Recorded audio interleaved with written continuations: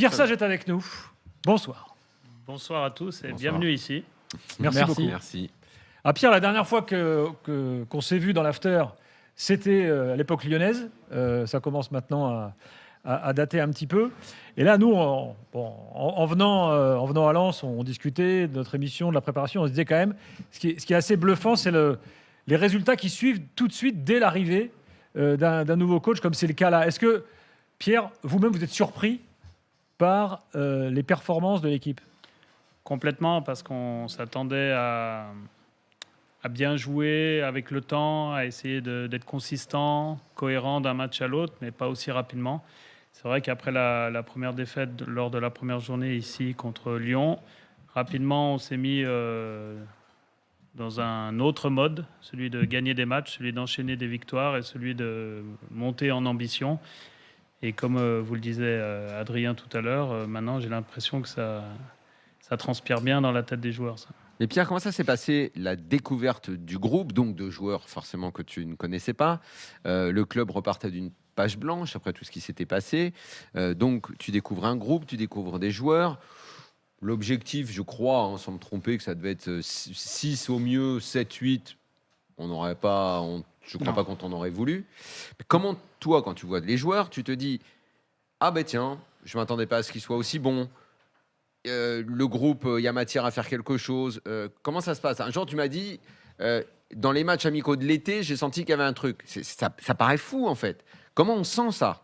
En fait, par l'activité. Et rapidement, à partir du moment où on a commencé à infuser des principes, à implémenter des choses dans l'équipe, il y a eu des réponses très positives et très efficaces rapidement. Un niveau de coordination collective qui a été rapide aussi. Et c'est vrai que ça laissait penser que cette équipe était capable de faire des grandes choses assez rapidement, encore une fois. Et il y a eu un match dans lequel, justement, on s'est éloigné de ces choses-là.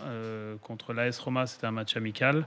Et ça nous a permis, justement, de resituer quelle devait être l'ambition de cette équipe par rapport à son potentiel. Et en gros, ce jour-là, on a accepté de ne plus être l'équipe qui acceptait de perdre des matchs qu'elle devait perdre. C'est-à-dire, tu t'es éloigné de principes que tu voulais mettre en place pour tester les gars? Non, pas du tout. Non, au contraire. Tous les principes qu'on voulait mettre en place dès le départ... Là, ils étaient acquis, quoi. En tout cas, il y a eu des réponses positives et, je dirais, constantes d'un match à l'autre qui nous ont permis de penser qu'on allait rapidement pouvoir jouer comme on le souhaitait, qu'on allait rapidement pouvoir développer ensuite d'autres choses et donc avoir un niveau de performance assez et en plus, à ce moment-là, le mercato n'est pas fini. Oui, et ce qui était intéressant, et justement, c'est là où il faut féliciter le club, notamment Jean-Louis Leca et Benjamin Parot, c'est qu'à partir du moment où il y avait une difficulté qui était identifiée, un déficit qui était identifié, la réponse était assez rapide. On a eu des défenseurs centraux qui sont arrivés parce qu'il y avait à la fois un manque de quantité et de qualité. On a eu des départs très importants au milieu de terrain durant le mercato qui ont été compensés par des arrivées très intéressantes et même surprenantes. Et aujourd'hui, on est dans une situation où même le secteur offensif a été développé et a été varié, je dirais. Parce qu'à partir du moment où on avait des joueurs différents, on avait aussi des possibilités différentes. Et est-ce qu'on peut justement rendre concret ces principes sur lesquels les joueurs répondent bien dès le début? C'est quoi, par exemple? Oui, effectivement, c'est une bonne question que j'aurais dû préciser. C'est pas un reproche. Hein. Non, mais je le prends pas comme ça. Mais ça me paraît tellement... En fait, vu que je le vis au quotidien, j'aurais dû l'exprimer, et ne serait-ce que par le pressing, que par la volonté de ressortir la balle sous pression et être capable d'éliminer des joueurs collectivement en échangeant le ballon dans des zones dans lesquelles, avant, peut-être qu'on jouait un petit peu plus vite. Et il y a une chose qu'on a implémentée par la suite, c'est le déséquilibre, la capacité à attaquer le dos de l'adversaire. Et ces choses-là... Et ça, il faut avoir les joueurs pour le faire.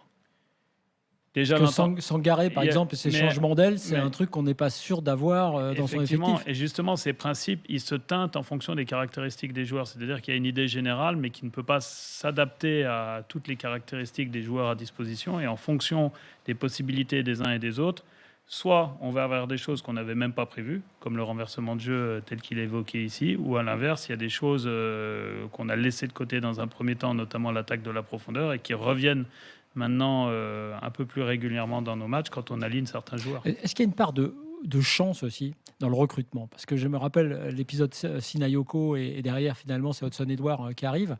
Et il y a des épisodes comme ça. Enfin, dans tous les, on ne sait pas ce que ça va donner, honnêtement, avec Hudson Edouard. Et même là, ce qui se passe à l'instant avec Saint-Maximin, ok, mais on ne peut pas savoir. Moi, j'ai pour habitude de ne jamais comparer les situations parce que je ne vivrai jamais l'autre. C'est-à-dire que si Sinayoko était arrivé et avait mis 10 buts sur les 10 premières journées, peut-être qu'on se serait dit que c'était le recrutement idéal. Et cette vie-là, on ne la vivra jamais. Donc on est très content qu'Hudson Edouard soit là, on est très content qu'il ait un niveau de performance et qu'il ait encore beaucoup de challenges à relever d'ici la fin de saison. Moi, j'avais la première question avant de parler jeu, ce que je voulais demander tout à l'heure par rapport à tout ce qui se passe avec Habib Beye, avec De Zerbi en ce moment. Il y a une question qui se pose, je pense plutôt à Habib Beye, puisque vous avez été adjoint d'Habib au Red Star. La légitimité. Vous arrivez dans un vestiaire, vous n'êtes pas un coach qui est coach depuis très très longtemps au plus haut niveau. On se dit toujours, aujourd'hui, c'est difficile d'avoir l'acceptation des joueurs. Et ça, je me dis que finalement, est-ce que c'est pas ça la première victoire et pour certains, la première défaite et la grosse difficulté, je dirais, pour comparer, Habib Beye, il a eu du mal à avoir l'acceptation de son vestiaire et vous, apparemment, vous l'avez obtenu. Alors, pour moi, c'est différent parce que déjà, quand j'arrive à Lyon, je suis personne et effectivement, la grève prend bien parce qu'on est dans une situation d'urgence et il y a beaucoup d'amour à ce moment-là entre tout le monde et donc ça fonctionne. Quand j'arrive à Lens, même si j'ai été viré de Lyon, malgré tout, j'étais l'entraîneur de Lyon. Et c'est vrai que ça me donne un autre statut quand j'arrive dans le vestiaire. Et pour moi, c'était le challenge le plus important professionnellement dans ma vie parce que je savais que j'allais être attendu. C'est-à-dire réussir dans son contexte, c'était une chose. Réussir ailleurs, c'en était une autre. Vous aviez la pression? Non, j'ai jamais la pression. La seule pression que j'ai, c'est de faire en sorte que les joueurs progressent chaque jour à l'entraînement et soient heureux d'être là. Mais ça veut dire quoi? Parce que, suite à la question de Flo, ce que tu as répondu, c'est que quand un entraîneur arrive face à un vestiaire, de toute façon, son CV, sa carte de visite, ça va compter immédiatement. C'est le premier impact. Bien sûr, c'est un milieu de référence. Aujourd'hui, la première chose qu'on fait lorsque un entraîneur arrive, on regarde dans quel club il a été, quels ont été ses résultats, quelle est sa moyenne de points, ainsi de suite. Mais en fin de compte, il y a une chose qu'on occulte, c'est qu'est-ce qui se passe tous les jours en séance et quelles sont les idées de jeu et comment elles infusent. Ouais, mais c'est relatif l'histoire du CV parce que c'est ce qu'on a dit quand on parlait au début de la saison du Real. Xabi Alonso, il arrive. C'est un joueur incroyable. Il venait d'être champion avec le Bayer Leverkusen contre le Bayern, donc en soi c'est déjà une grosse performance, mais il arrive au Real qui est encore la catégorie au-dessus et là on a l'impression qu'il devait totalement refaire sa légitimité et qu'il n'a pas pu et que c'est là qu'il a explosé. Donc les étapes, en gros ça veut dire quoi? Demain Arbeloa c'est fini au Real, il y a quelqu'un un conseiller de Florentino Pérez dit le mec de Lens il est bien. Ça veut dire quoi? Comment tu vas faire? Ça veut dire que c'est impossible? C'est une étape encore au-dessus. Pour moi, c'est un niveau au-dessus. Mais ça veut dire que tu pourrais pas? Aujourd'hui, en tout cas, il faudrait que je repasse des sas que je n'ai pas eu besoin de passer en arrivant ici. Et à l'inverse, souvenez-vous, quand il y avait Mbappé, Messi, Neymar au PSG, on se demandait qui pouvait bien les entraîner. Oui, c'est vrai. Donc, il faut être capable de s'asseoir à la table de ces gens-là. Donc, à un moment donné, et comme je le disais tout à l'heure, je pense qu'on est dans un milieu de référence. Le fait d'être passé par Lyon m'a peut-être donné une légitimité pour rentrer un peu plus aisément dans ce vestiaire et avoir peut-être un niveau d'adhésion supérieur à un autre contexte.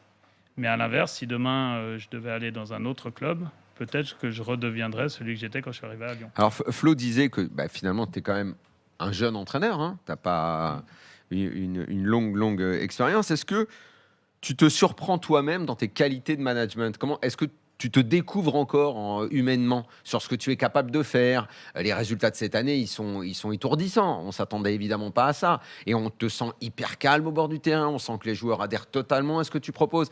Est-ce que parfois tu dis « Waouh, je suis pas mal quand même ». Non, mais ça me surprend en fait qu'on se pose encore ces questions-là, parce que si on connaît ma personnalité, si on connaît l'histoire que j'ai eue même à ce niveau-là en encadrant des équipes, j'ai pas l'impression d'être sorti de cette ligne-là. Et si demain je suis dans un autre contexte ou si je suis ici avec une autre pression et une autre compétition qu'on vise, je serai exactement le même. En tout cas, j'espère être le même. Et j'espère que si, à l'inverse, je sors de ce chemin-là, on me reposera cette question-là. Aujourd'hui, j'ai mon style. Il est comme il est. Il marche avec certains, il marchera peut-être pas avec d'autres. Il marche avec un club, il marchera. Pour l'instant, il marche. Dans les deux clubs que j'ai faits, oui. Ouais. Mais ça ne Faudra veut pas dire que ce n'est pas pour autant une C'est une recette. constante évolution, tu veux dire? Oui, ça veut Il pas faut dire sans arrêt progresser dans ce n'est pas une métier tout le recette temps. universelle.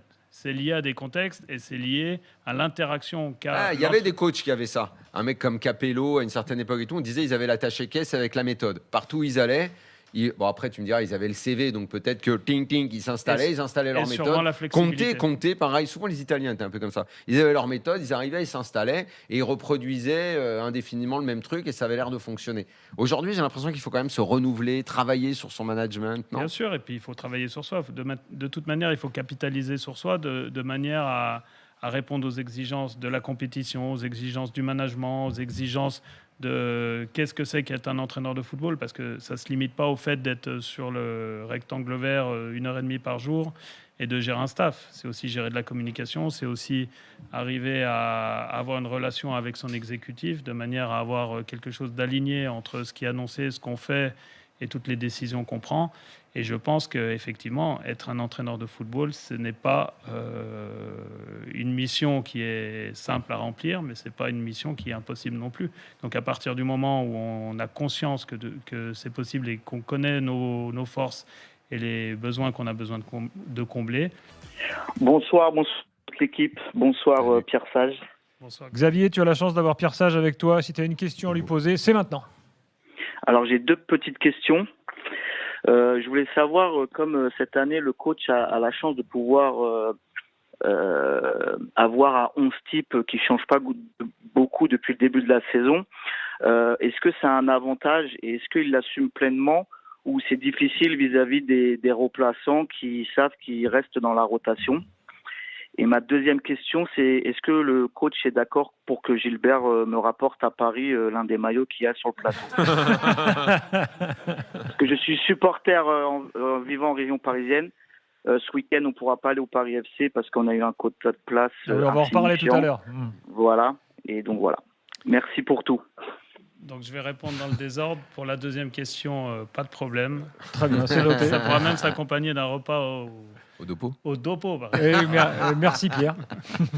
Voilà. Et pour la première question, effectivement, c'est un peu le problème de la recette qui marche. C'est-à-dire qu'il y a des avantages parce que les habitudes collectives se maintiennent, se développent. Et à l'inverse, on ne donne pas à manger à tout le monde. Donc il y a certains joueurs qui sont un peu laissés de côté, ou en tout cas qui ont moins de minutes. Mais on se rend compte, justement, quand ce 11 type est attaqué par les blessures, par les suspensions, que les joueurs qui sont là pour suppléer les autres sont importants.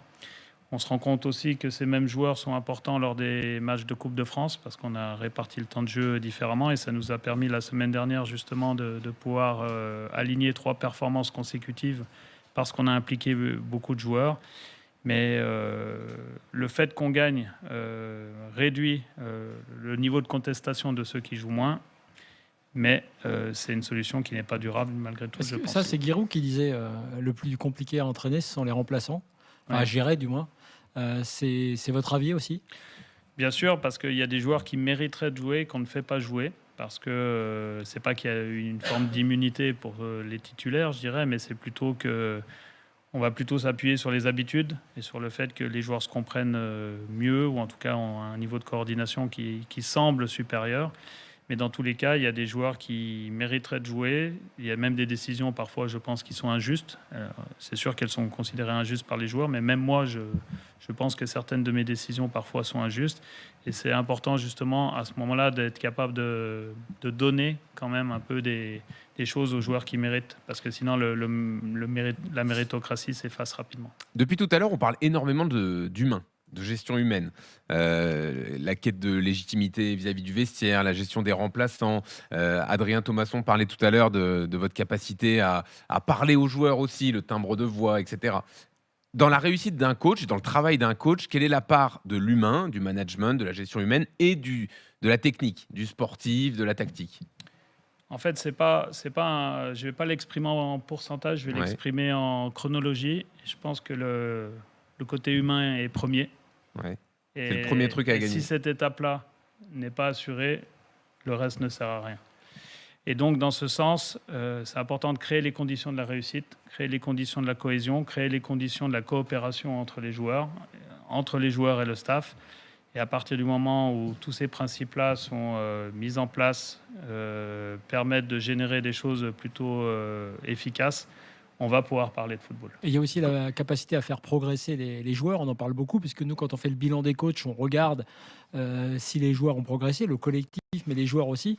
Et je pense à l'histoire Gradit, parce qu'on avait dit, tiens, ça va être peut-être la blessure, ça va être un trait charnière pour le RC Lens. Et Gagnou, en fait, est un joueur exceptionnel. Ça va faire partie des joueurs qui ont progressé, donc que vous avez fait progresser. Est-ce que ça, c'est pas ça la plus grosse fierté, en dehors, évidemment, du challenge collectif? En fin de compte, on ne l'a pas fait progresser, puisque sans cette opportunité-là, peut-être que ce processus-là, il n'aurait même pas vécu. Et ça prouve bien que c'est le joueur qui décide. Ça prouve bien à un moment donné que s'il se plonge pleinement dans les contenus, avec de l'ambition, du sérieux, de l'endurance pour faire les choses, au bout d'un moment, il arrivera à progresser, parce que nos contextes d'entraînement sont tellement proches du jeu qu'ils doivent les amener à mieux jouer. En tout cas, donc vous n'étiez pas inquiet, quelque part? Non, je ne suis pas inquiet, parce qu'en plus, il m'avait envoyé des très bonnes réponses lors des matchs de préparation. Mais être capable d'être bon une mi-temps, deux mi-temps dans des matchs de préparation, et être capable d'enchaîner 12 matchs comme il vient de le faire avec plus ou moins de succès, c'est encore un autre challenge.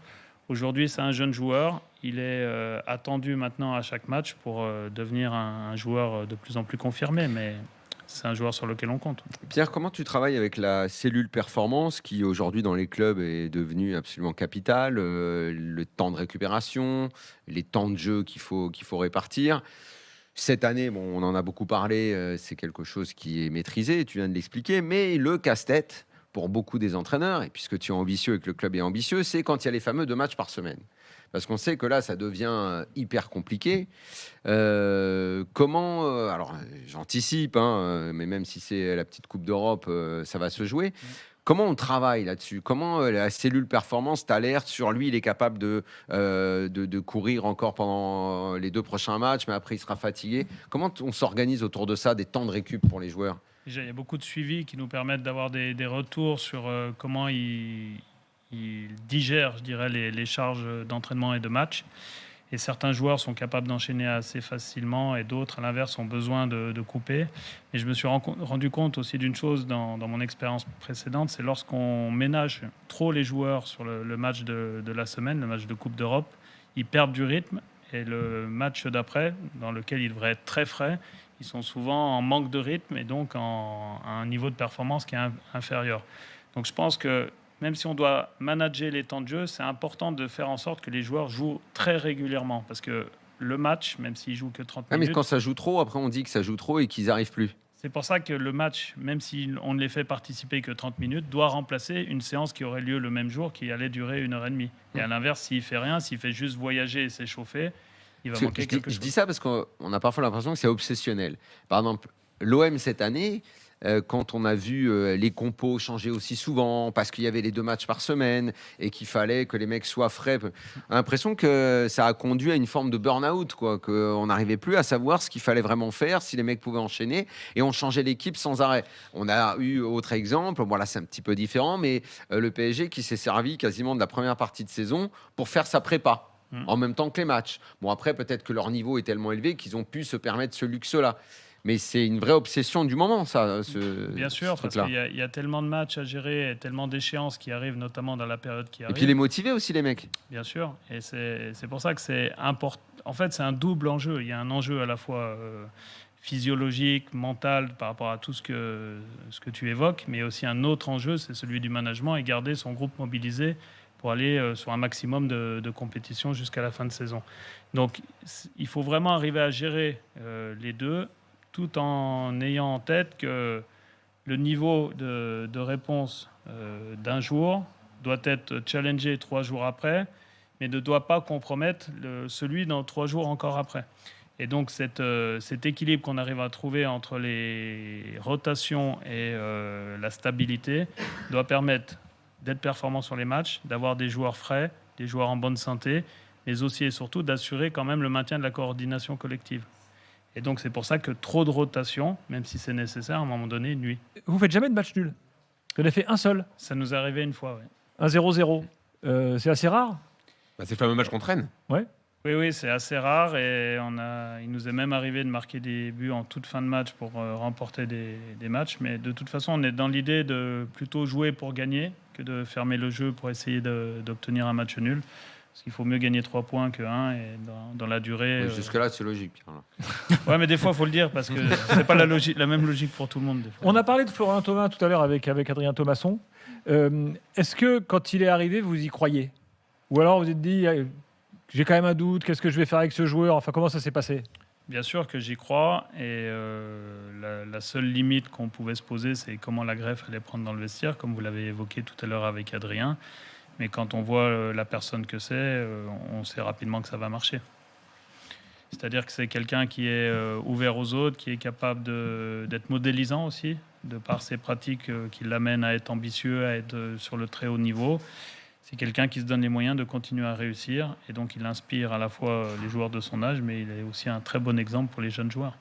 Son utilisation sur le terrain aussi a été claire assez vite. Je crois il l'a raconté d'ailleurs, vous l'avez appelé assez vite pour aussi que ce soit clair là-dessus. Oui, parce qu'aujourd'hui, on joue avec un système en 3-4-3. Et il fait partie de ces 2 joueurs qui jouent en soutien de l'attaquant. Et au départ, il était assez cantonné à une seule zone, même si sur sa première entrée en match amical, il dézone complètement pour aller centrer à l'opposé et faire marquer Mathieu Udol de la tête. Mais aujourd'hui, il a compris qu'il avait beaucoup de liberté sur l'ensemble de la largeur et qu'il allait avoir des compensations qui allaient s'opérer à partir du moment où on allait perdre la balle.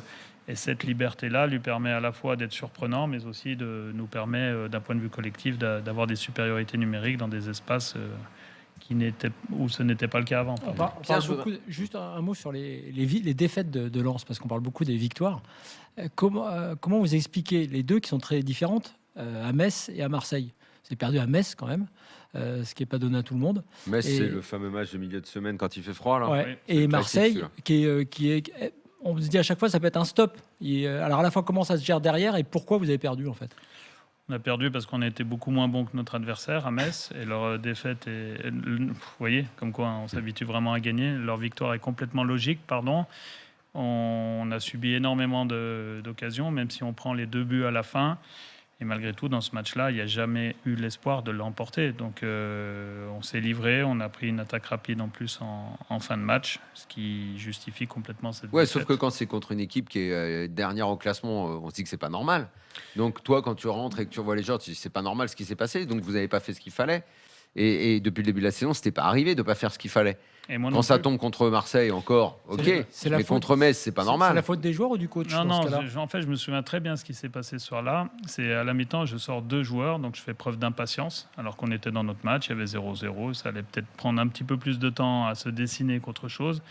Et je pense que j'ai été victime du fait qu'on enchaînait bien et qu'on gagnait beaucoup. Donc je suis devenu impatient à gagner les matchs, ce qui ne correspond pas du tout à l'équipe qu'on doit être et à l'humilité qu'on doit afficher. Et je pense que quelque part, ce signe-là n'a pas été porteur pour l'équipe. Ensuite, c'est sûr que les joueurs ont aussi été moins bons que les adversaires, mais je ne les ai pas aidés non plus. Et ça, tout ça, vous le dites dans le vestiaire? Oui, j'ai aucun Clairement. problème. D'ailleurs, même si tout à l'heure Adrien a dit qu'il n'écoutait pas l'after, je leur passerai ce passage-là pour qu'ils l'entendent. Et contre Marseille, c'est quoi? Parce qu'aujourd'hui, on voit une équipe qui est enfoncée dans la crise, qui a pris une tôle à Bruges, une tôle au Parc, et qui a battu Lens 2-0. Marseille, gros problème tactique au départ. On a eu du mal à gérer leur sortie. On en a subi les conséquences 3-1. en prenant 2 buts dans le premier quart d'heure. C'est effectivement une défaite 3-1. Et il vous manque du monde aussi. Baïdou est pas là. Oui, mais bon, on a joué à 11 et on a mal joué à 11. Donc, nos adversaires nous ont vraiment surclassés sur le début du match. Ensuite, on a 2 fois l'occasion de revenir à 2-1 en fin de mi-temps et en début de deuxième mi-temps. Malheureusement, on ne prend pas ce bon virage-là. Et on prend un 3e but en perdant un ballon sur le côté. Mais malgré tout, l'équipe a continué à jouer. On a, pour ainsi dire, sauvé l'honneur. Mais on se rend compte que sauver l'honneur, ça peut être important. Et le fait que Marseille ait perdu 5-0 au Parc, ça peut être important aussi. Parce qu'à la fin, le goal average pourra peut-être constituer un point de plus. Est-ce que le PSG est prenable? Le PSG est prenable à condition qu'il ne soit pas le PSG. C'est-à-dire que ça dépend d'eux, quoi. Ça dépend beaucoup d'eux et on peut, nous, arriver à les faire déjouer par moment du match, mais sur la globalité du match, c'est assez compliqué. Mais dans tous les cas, il y a de l'espoir. Pour ainsi dire, je n'ai jamais gagné contre le PSG et si ça pouvait être le 12 avril, comme le rendez-vous a été donné tout à l'heure pour la première fois, ce serait pas mal. Mais vous dites le titre pardon Daniel, c'est possible ou au contraire on va faire du mieux possible et si Paris laisse quelques points, bah, on sera là pour le récupérer. Nous, on se doit de faire un match parfait. Oui, Donc, moi je parlais de l'ensemble de la fin de saison. Sur l'ensemble, pour le titre. Oui, pour le titre. Oui. Pour le titre, il faut déjà arriver à... Je pense, dans tous les cas, il faudra battre Paris. Donc, j'aimerais bien qu'on fasse le point après ce match. Le 12 avril à 23h. On saura peut-être un peu plus. Okay. Vous avez déjà compté les points qui vous manquaient parce que statistiquement, d'une année à l'autre, on sait combien il en faut pour être en Ligue des Champions. Avec l'avance que vous avez, là, c'est quoi ? 4 matchs et c'est bouclé ? Oui, 4 matchs devraient nous permettre d'arriver à 61, ce qui était la ligne d'eau. La ligne de flottaison des 2 championnats précédents, mais bon, il n'y a pas trop d'antériorité. Une chose est certaine, c'est qu'après la 21e journée, on a 6 points de plus que Marseille l'an dernier, en étant second, et on a 10 points de plus que Nice l'année d'avant, qui était second aussi. Donc statistiquement, c'est OK. Statistiquement, on est en avance, mais ça ne veut pas dire qu'on ne va pas se claquer sur la fin de notre parcours. L'important, encore une fois, ça va être de marquer déjà dans un premier temps 52 points, de s'attaquer à l'Europe. Une fois qu'on sera attaqué à l'Europe, chaque fois qu'on gagnera un match, on va gagner une compétition. Et à partir de 61 et peut-être un peu plus cette année, on pourra sérieusement envisager la Ligue des Champions. Ah ouais, non, mais donc là, on ne prend pas les matchs les uns après les autres, quoi. C'est-à-dire qu'on se projette. Si, parce qu'il n'y a aucun match qui va nous permettre de marquer plus de 3 points. Certes, c'est mathématique. Je veux dire, tous les calculs que vous avez fait, d'habitude, on entend les discours, on va dire un peu plus lénifiants, en mode oui, on ne sait pas, on verra, on joue verra le maintien. À la fin. Non, on a un plan. Après, le plan, il est toujours beau. Là, pour le coup, on peut pas dire qu'il se cache, en fait. Non, c'est ça. Ni Pierre, ni Adrien tout à l'heure et tout. On veut dire, on est le 11 février.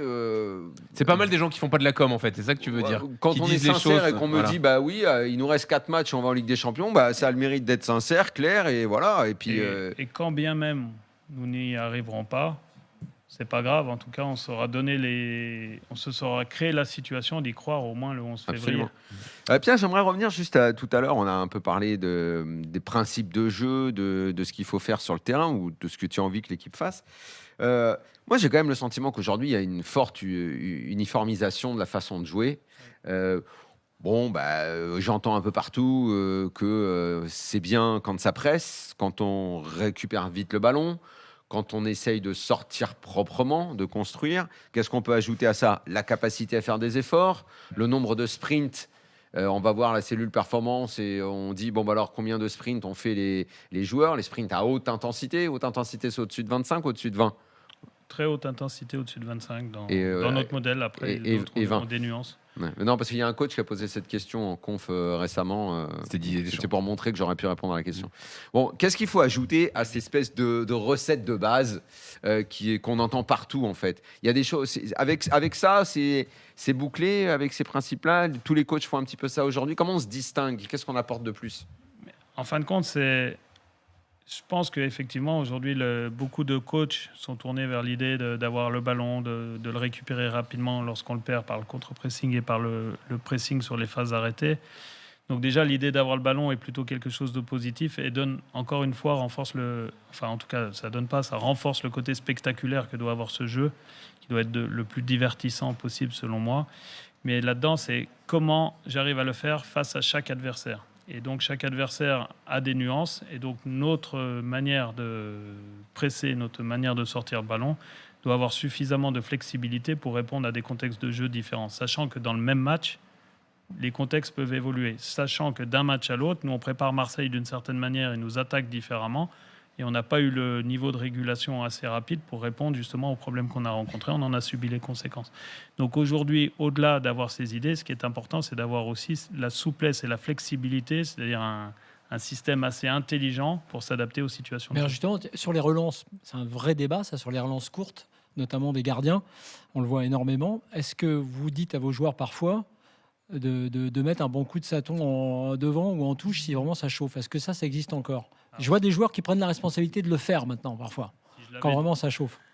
Si je l'avais dit dans l'état, je pense qu'ils auraient rigolé. Mais dans tous les cas, On a l'impression que c'est une obsession un peu pour tout le monde. Je pense à l'inverse que c'est en train de changer. Mhm. C'est-à-dire qu'aujourd'hui, le jeu est un peu plus direct. On essaye d'aller chercher des positions un peu plus hautes en venant en soutien pour ensuite attaquer la profondeur. Et on est sorti un peu de la passe à 10 dans les 16 mètres 50. Si je devais imager ça de manière... simpliste. Ouais, très simpliste. Bon, enfin, vous avez compris. Et l'idée, c'est pas de faire du beau pour faire du beau. L'idée, c'est de ne pas subir les conséquences de l'ambition qu'on a et qui est peut-être pas adaptée toujours. Et d'ailleurs, il me semble que c'est Tottenham dans le trophée la Coupe d'Europe, Oui, la Super Coupe d'Europe, qui récupère un ballon contre le PSG, contre le PSG de cette manière, et du coup ça remet en perspective l'idée que peut-être qu'aller chercher des positions un peu plus hautes mais un peu moins en danger. Mais de là à mettre un grand coup de saton devant... Il nous reste 2 petites minutes. Il y a le match du 12 avril. Puis il y a le tu préfères aussi. Il y a le tu préfères, mais il y a aussi le match du 3 mars. Non, c'est pas le 3 mars, c'est le 5 mars. Ça, c'est le retour à Lyon. Voilà, en Coupe de France. Donc le retour à Lyon en Coupe de France, ça va faire un super match. Et je pense que l'équipe qui sortira de ce match-là aura de belles perspectives devant elle. Ah, pour nous, ce sera un super match parce que c'est les ça, deux meilleures par contre, c'est équipes. la langue de bois. Ouais. Bah, qu'est-ce que tu veux qu'ils disent en même temps? Non, ils viennent te dire qu'il va gagner la coupe s'il gagne le quart. Il restera l'OM quand même en sérieux prétendant. Oui, mais dans tous les cas, on saura créer les conditions d'avoir un adversaire de moins éliminé. Et d'ailleurs, vous allez mettre le meilleur 11 possible ou il y aura encore une répartition des temps de jeu? Ça va dépendre de ce qui se passe avant, des états de forme, mais dans tous les cas, on va effectivement faire en sorte de gagner ce match-là. Donc le meilleur 11 possible. Daniel, toi aussi, tu as préparé ton questionnaire pour Pierre Sage. Juste après, une dernière question sur Habib Beye tout de même, Pierre. Parce que Habib donc, a été... vous avez bossé ensemble, on l'a dit tout à l'heure au Red Star. Là, donc, il a été sorti de Rennes. Son nom circule pour aller à Marseille. Hier, on a fait un débat, on s'est dit, mais finalement, comment juger les qualités de coach d'Habib Beye? Est-ce que son expérience à Rennes permet d'en savoir plus? Selon moi, les choses étaient biaisées et c'est pas évident de tirer des conclusions suite à cette expérience-là. Et si toutefois il doit aller à Marseille, ce que je lui souhaite, parce que je sais que c'est un club qui lui tient à cœur et qui lui correspond pleinement, je lui souhaite de réussir et d'atteindre tous ses objectifs, à condition que ça ne nous coûte pas dans les 2 objectifs. Daniel. Bon, Pierre, il est là, Jean-Louis Leca, je crois. Il t'écoute. Hein. Tout à l'heure, en sortant de l'émission, c'est de la science-fiction. Il vient te voir et il te dit, écoute, j'ai trouvé un chéquier. On peut mettre les zéros qu'on veut. Je te paye un joueur. Un joueur. Pour l'année prochaine, il est dans ton équipe. On peut faire ce qu'on veut. On a l'oseille qu'il faut, il n'y a pas de problème, on l'a. On peut augmenter le coach, donc. Voilà. T'es prêt avec ce jeu? On y va? Complètement. Allez. Hakimi ou Harry Kane? Hakimi. Hakimi ou Haaland? Haaland. Haaland ou Cherki? Cherki. Cherki ou William Saliba? Cherki. Cherki ou Dembélé? Dembélé. Dembélé ou Pedri? Dembélé. Dembélé ou, tu peux également avoir besoin d'un gardien, Thibaut Courtois? Dembélé. Dembélé ou Barco? C'est pour faire plaisir à Gilbert, ça. Barcola? Non, Barco tout court. Dembélé. J'ai senti une hésitation. Non, parce que, en fait, je réfléchissais à une vanne, mais je ne peux pas la sortir. Dembélé ou Kylian Mbappé? Kylian Mbappé. Kylian Mbappé ou Lamine Yamal? Très bonne question. Kylian Mbappé. Ok, bon, Jean-Louis Leca, le chéquier. Donc il y a un coach qui est capable de gérer Kylian Mbappé en France. Ah bah, franchement, comment tu peux poser la question, toi? Ah non, mais justement, c'est Peut-être avoir une petite justification, non? Comment Parce que c'est un joueur qui à tout moment peut changer le match, comme beaucoup d'autres, comme Dembélé, comme Cherki, comme ces choses-là. Et aujourd'hui, on se rend compte qu'on va arriver dans un moment, dans une période où les matchs vont être tellement serrés que le talent individuel doit prendre le relais par moment. Et je pense qu'il est capable d'être ce joueur-là. Comme je le fais remarquer Jimmy. Je suis content d'entendre ça. C'est pour jouer à gauche, à droite, il y a quand je dis déjà ça. Pardon? J'ai dit non, mais c'est pour jouer à gauche. À droite, il y a déjà Thauvin. Donc, c'est pour ça que c'est sur mieux que Dembélé. Ouais, mais ceux qui jouent à gauche vont pas être contents non plus. On changera l'organisation, on jouera à 12. Enfin, voilà. Je veux surtout pas Et qu'il y ait puis, un problème dans c'est l'équipe. la vérité, surtout Pierre, je suis pas sûr que Jean-Louis il est vraiment le chéquier. On va lui demander, il arrive dans quelques Ça instants. dépend de la devise, en fait. Ah oui. Merci Oui. beaucoup, Merci, Pierre. Pierre. C'était super. Et bonne saison. Ça a déjà très bien démarré. Donc, Bonne fin de espérons saison. maintenant que ça se termine bien. Et un joyeux anniversaire à l'after. Merci, Pierre. Pierre, On fête nos 20 ans cette année.